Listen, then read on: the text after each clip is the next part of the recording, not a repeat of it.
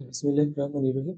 আমরা পড়াশোনা করব হচ্ছে বাবেলস্কি রিফ্লেক্স সম্পর্কে বা বাবেলস্কি সায়েন্স পজিটিভ। এটা প্র্যাকটিক্যালি নিজে, নিজে করে দেখা যায়। আর খুবই ইন্টারেস্টিং। এজন্য আমার মনে হলো যে একটা ভিডিও করা যায়। তো এটা করার জন্য কি করতে হবে? করার জন্য আমাদের আ the soul of the foot এটার ল্যাটারালি এটা আমরা হচ্ছে চাবি রিং দিয়ে হোক বা শক্ত কোনো একটা পদার্থ দিয়ে হোক, এটা আমরা হচ্ছে যে ল্যাটারালি স্ক্র্যাচিং করব, স্ক্র্যাচিং অফ দ্য স্কিন। তখন কি হবে? আমাদের যে টো গুলা আছে যে বিগ টো বা আদার টোস এটা যদি প্ল্যান্টার ফ্লেকশন হয়, যদি প্ল্যান্টার ফ্লেকশন হয় সবগুলা, তাহলে এই যে এই ছবিটার মতো যেখানে great toe and other toes are having the plantar flexion. So this is the negative Babinski sign. Okay. কিন্তু যদি ঠিক সেম কাজটা করলাম যে এটা ল্যাটারালি আমরা স্কিনে স্ক্র্যাচিং করলাম, তখন দেখা গেল যে বিগ টোটা কি ডর্সালি ফ্লেক্সড হলো।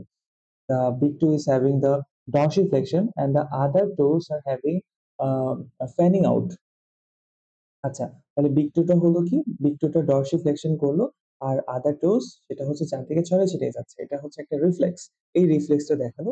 তখন সেটাকে আমরা বলতে পারি যে এটা হচ্ছে বাবিনস্কি সাইন পজিটিভ। তার মানে তার হচ্ছে ডিজিজ কন্ডিশন আছে। সেটা হচ্ছে বাবিনস্কি সাইন। ওকে, এখন কেন হয় এটা? বাবিনস্কি সাইনটা কেন দেখা যায়?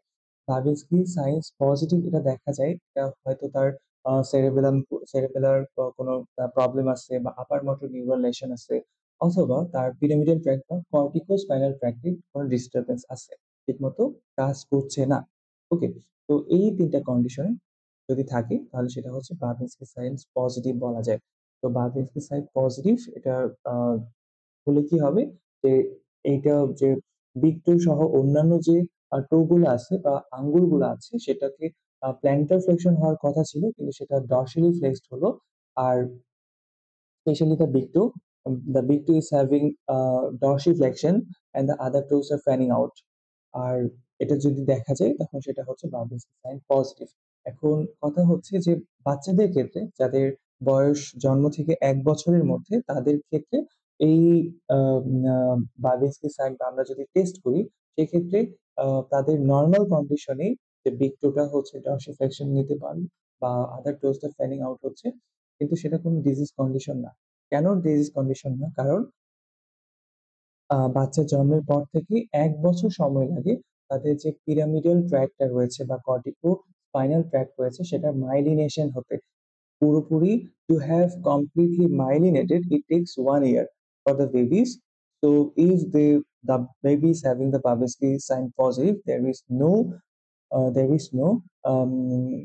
Clinical condition. কিন্তু ১ বছরের পরে যদি বাপেস্কি সাইন্স পজিটিভ হয়, তাহলে তার ডিজিজ কন্ডিশন আছে। তো একটা ছবি দিয়েই আমি আসলে ডেসক্রাইব করার চেষ্টা করলাম, কতটুকু পারছি আই এম নট সিউর।